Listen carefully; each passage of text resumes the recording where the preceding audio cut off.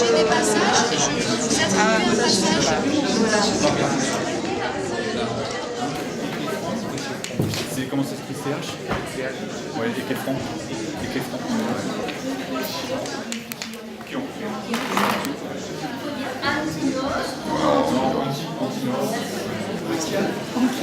Ampial.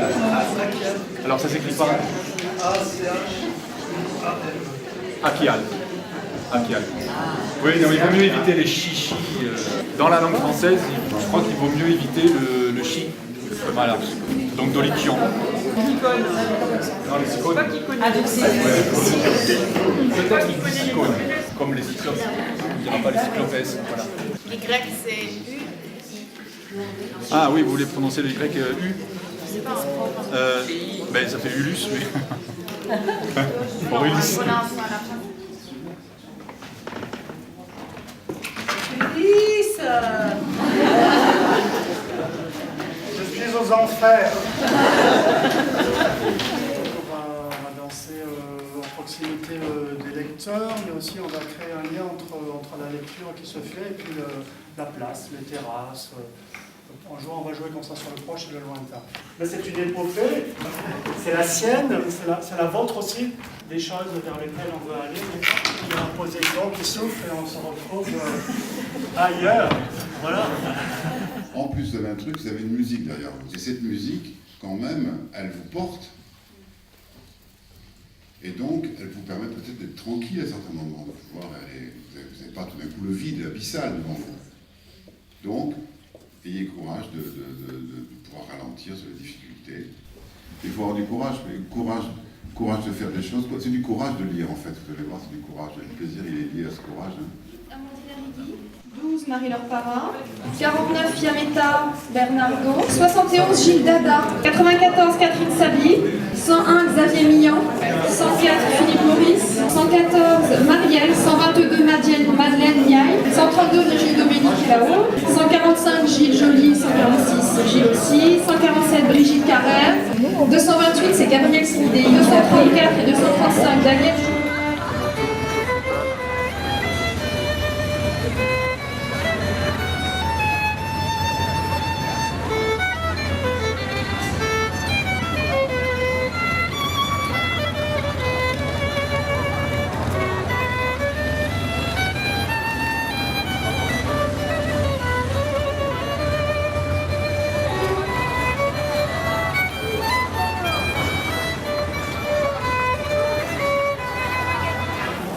Ô muse, conte-moi l'aventure de l'inventif, celui qui pilla Troie, qui pendant des années erra, voyant beaucoup de villes, découvrant beaucoup d'usages, souffrant beaucoup d'angoisse dans son âme sur la mer. La nymphe Tousa le mit au monde, la fille de Phorcys, prince de la mer sans moisson. Dans ses antres profonds, à Poséidon s'étant uni. Et c'est pourquoi celui qui secoue le sol sans tuer Ulysse le retient loin du domaine de ses pères. Si tu apprends que ton père est vivant, qu'il va rentrer, patiente donc 1 an encore en dépit de ta ruine. Si au contraire tu apprends qu'il a péri, reviens alors dans ton pays natal. Élève-lui un monument et rends-lui les honneurs qui lui sont dus, puis donne ta mère à un autre. Ainsi dit-il. Alors, l'assourdissant lui envoya du haut d'un mont le vol d'un couple d'aigles. Quelque temps, ils volèrent dans le lit du vent, à côté l'un de l'autre avec les ailes étendues. Mais quand ils furent arrivés sur l'agora bavarde, ils se mirent à tournoyer, ailes battantes, et l'œil, fixant ses têtes, semblait augurer la mort. Ils dressèrent alors le mât de sapin. Ils le plantèrent à sa place dans la coursive, raidirent les étais, hissèrent par des drisses de cuir toutes les voiles blanches. Le vent gonfla le milieu de la voile, et sous l'étrave du navire, filant, siffler la vague bouillonnante. Puis, quand à bord, on eut saisi les agrès pour la mer, on dressa le cratère avec sa couronne de vin. Et l'on offrit les libations aux immortels, et entre tous, à celle aux yeux étincelants, la fille de Zeus. Et le vaisseau cingla toute la nuit, jusque dans l'aube. Fin du chant 2.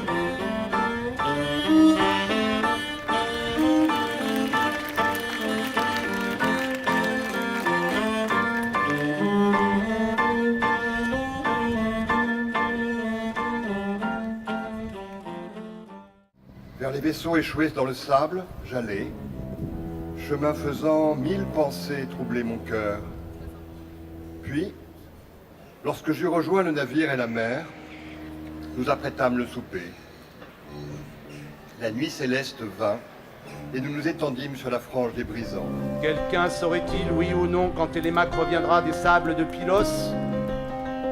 Il est parti sur mon bateau, et j'en aurai besoin pour aller dans la vaste Élide, où j'ai 12 juments avec sous elles leurs mulets infatigables, encore sauvages, et j'en veux ramener pour les dresser.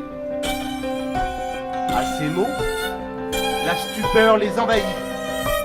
Ils le croyaient non point embarqué pour Pylos, mais quelque part au champ, vers les troupeaux, ou encore chez le porcher. Alors, Antinos, fils de Pité, lui dit: dis-moi la vérité, quand est-il parti?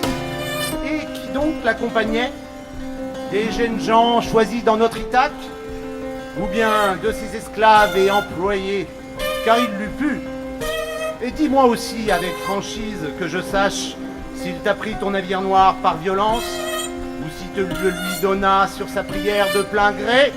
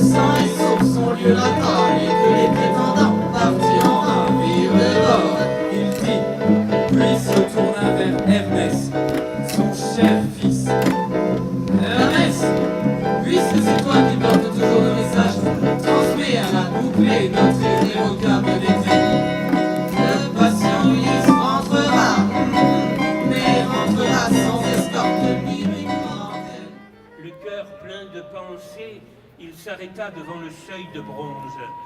Un éclat comme du soleil ou de la lune rayonnait sous les hauts plafonds d'Alcinoos, car des parois de bronze s'élevaient des deux côtés du seuil, jusque au fond, avec des frises d'émail bleu. Des portes d'or fermaient la robuste maison, les montants en étaient d'argent, le seuil de bronze, d'argent encore le linteau et l'anneau d'or. D'or et d'argent, deux chiens flanquaient l'entrée, dus au métier habile d'Héphaïstos, et qui veillait sur le palais d'Alcinoos le généreux en restant immortel et sans jamais vieillir. Montre à ton tour ta force au jeu, si jamais tu en pratiquas, tu dois bien en savoir. Car il n'est pas pour un vivant plus haute gloire que celle qu'il retire de ses bras et de ses jambes. Si ta beauté est grande, et même un dieu n'eût pas fait mieux, tu n'as dans l'esprit que sottise. Tu m'as levé le cœur dans la poitrine en me parlant contre toute décence. Je ne suis pas novice au jeu comme tu prétends. Je pense même avoir été des meilleurs tant je gardais mes bras et ma jeunesse. Ils se dressaient donc là, eux, discutant à l'infini assis autour et partagés entre trois décisions. Soit transpercer d'un glaive sans pitié le piège, soit le traîner plus loin et le jeter du haut des roches, soit en faire une offrande aux dieux pour les calmer. Tenant dans l'œil le pied affûté de la flamme, nous tournions et le sang coulait autour du pieu brûlant. Partout sur la paupière et sous le sourcil, grillait l'ardeur de la prunelle en feu et ses racines grésillées, comme quand le forgeron plonge une grande hache ou une doloire dans l'eau froide pour la tremper.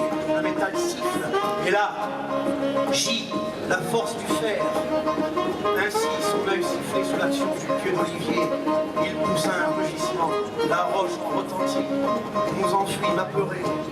Alors il arracha le pieu d'un sang de salissé de son œil, le jeta loin de lui de ses mains, affolé, et à grands cris, hélas, les cyclopes qui habitaient dans les grottes des alentours sur les cimes venteuses. Et en entendant ces cris, ils accoururent de partout et demeurés dehors, se demandèrent sans ennui.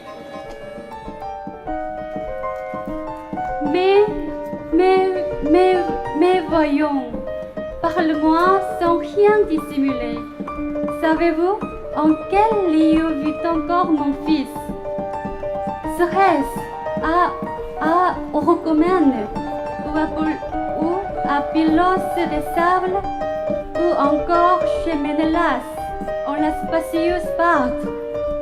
Car le divin Oreste sur la terre n'est pas mort.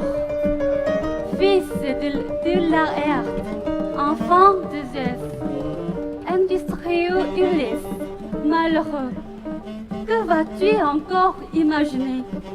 Comment as-tu osé venir chez Hadès, où demeurent les morts privés de sang, les ombres des défunts?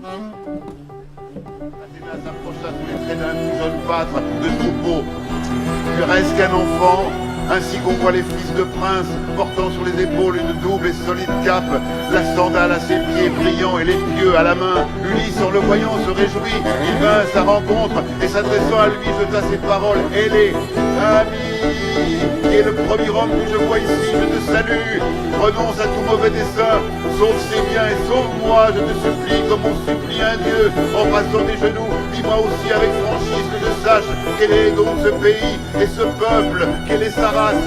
Est-ce quelque île claire ou est-ce le rivage incliné vers la mer d'un continent fertile? Athéna, dont l'œil étincelle, répondit. Cette île est rocheuse et peu faite pour les chevaux, mais ni trop misérable ni trop basse. On y trouve du blé en abondance, du bon vin, la pluie n'y manque pas, ni l'enrichissante causée, terre de chèvres et de vaches, les forêts y sont de toute essence et les abreuvoirs toujours pleins. C'est pourquoi, étranger, le nom d'Ithaque a gagné, toi, qu'on dit pourtant être loin des Achaïs. Il lui adressa donc ces paroles ailées, mais il mentait. Il réservait la vérité, ayant toujours autant d'astuces dans l'esprit. C'est vrai, j'ai entendu parler d'Ithaque jusqu'en Crète, loin par-dessus les mers, et je suis venu à mon tour avec ses biens. J'en ai laissé autant à mes enfants et j'ai fui pour avoir tué le fils d'Inorécée, Orsiloque, au pied vif, qui dans la vaste crête de tous les manche-pains était le meilleur à la course. Il voulait en effet m'enlever mon butin de Troie, ce butin pour lequel j'avais enduré tant d'épreuves dans la bataille humaine et dans la douloureuse houle. J'avais mécontenté son père en refusant de le servir sous Troie et en commandant d'autres troupes. Comme il rentrait des champs embusqué avec un ami près du chemin, je le frappais de ma lance de bronze. Un trait sombre de nuit couvrait le ciel, personne ne nous vit. Je l'assassinai sans qu'on sût rien, puis quand je l'eus tué à la pointe du glaive, je courus aussitôt vers un navire et suppliai de nobles Phéniciens en leur donnant force cadeau, en les priant de me débarquer à Pylos ou en Élide, où les Épéiens sont les maîtres. Mais la force du vent les fit dériver loin de là. Il gagna les pays étrangers. Argos, nourrice des chevaux, où le sort lui permit de s'installer et de régner sur un peuple nombreux. Là, il prit femme, construisit une haute demeure et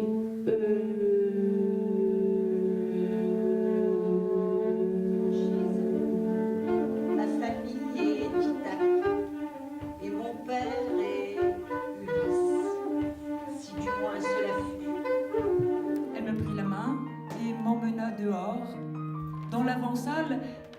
fois des coupes sur les tables du festin que mon père avait offert à ceux qui l'assistaient.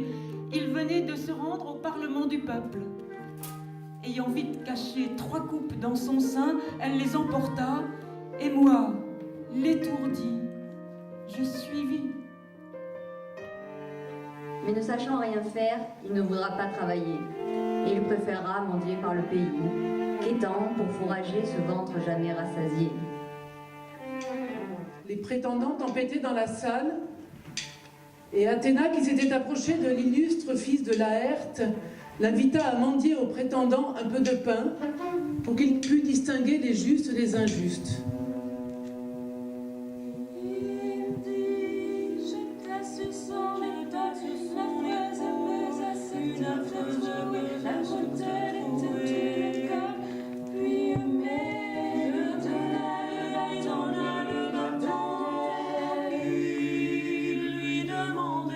Reste là où tu es, ne t'approche pas de ma table, où tu iras bientôt revoir Chypre et l'Égypte amère, aussi vrai que tu es un gueux sans crainte et sans respect. Tu as fait le tour de la salle, tous sont donnés sans compter, car il n'est mesure des scrupules quand on donne le bien d'autrui dans l'abondance. L'ingénieux Ulysse en reculant lui dit: hélas, tu n'avais donc que la beauté et point de cœur. J'aimerais mieux mourir assassiné dans mon palais que de toujours avoir les yeux, sous les yeux ces actes infâmes, des étrangers vilipendés, des femmes de service par ma belle demeure outrageusement violentée, mon vin complètement tari. Ils font ripaille, ils boivent follement le vin de feu, notre abondance s'use, et il n'est pas ici un homme tel qu'Ulysse pour défendre la maison. Sur ces mots, Télémaque éternua. Très fort. Allons debout, que nous n'en venions pas aux mains. En fronçant les sourcils, l'ingénieux Ulysse dit: malheureux, contre toi je ne fais ni ne dis de mal. Je n'empêche aucun d'eux de te donner ce qu'ils voudront. Le seuil est assez large pour nous deux, et tu n'as pas à m'envier les dons d'autrui, puisque tu sembles être aussi mendiant que moi. Sans doute, tu te crois redoutable et puissant, mais c'est que tes rivaux sont peu nombreux et sans valeur. Quand la libation faite, ils eurent bu tout leur content, chacun s'en retourna dormir en sa demeure. Fin du chant 18. Ulysse s'assit loin du foyer, le visage tourné vers l'ombre, car il avait soudain pensé qu'en le touchant, elle verrait la cicatrice et que tout serait ouvert. Il y prit 12 boucliers, autant de javelines, autant de casques, tout de bronze en crinière. Il partit et très vite aux prétendants les apporta. Ulysse alors sentit fléchir ses genoux et son cœur, les voyant endosser les armes et dans leurs mains brandir les javelines. La bataille allait être rude. Ulysse dit ces mots et lit: emportez maintenant, aidés par les femmes, les morts. Ensuite, avec des lots et de l'éponge peureuse, purifiez les beaux fauteuils, les belles tables. Puis, lorsque vous aurez remis en ordre la demeure, émenez les servants hors de la forte salle, entre le pavillon et la parfaite enceinte de la cour. Frappez-les des longues épées jusqu'au moment où toutes auront perdu la vie et tout souvenir de plaisir qu'elles prenaient dans l'ombre en se donnant aux prétendants. Leurs têtes s'alignaient, un nœud coulant à chaque coup pour que leur mort fût lamentable. Leurs pieds eurent un bref sursaut et ce fut tout. Par l'entrée et la cour, ils traînèrent dehors mélentés.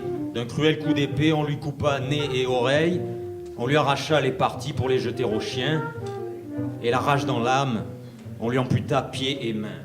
Jean d'Ithaque, cessez ce pénible combat, au plus vite, sans plus de sang, séparez-vous. Ainsi dit Athéna, et la peur verte les saisit. Les mains des hommes effrayés, les armes s'envolèrent, toutes tombèrent sur le sol à l'ouïe de la voix divine. Ils se sauvèrent vers la ville, voulant vivre. Ulysse, l'endurant, poussa un effroyable cri, se ramassa et comme l'aigle des hauteurs bondit.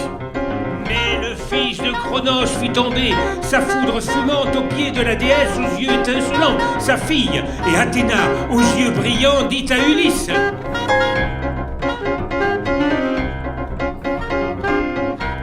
Fils de Laërté, enfant de Zeus, industrieux Ulysse, contiens-toi, interromps ce combat trop égal, de crainte que l'assourdissant Chronide ne t'en veuille. Ainsi dit Athéna. Obéis, son cœur se réjouit. Et Pallas Athéna, fille du porte-Égide, qui avait emprunté l'allure et la voix de Mentor, institua entre les deux parties un durable traité.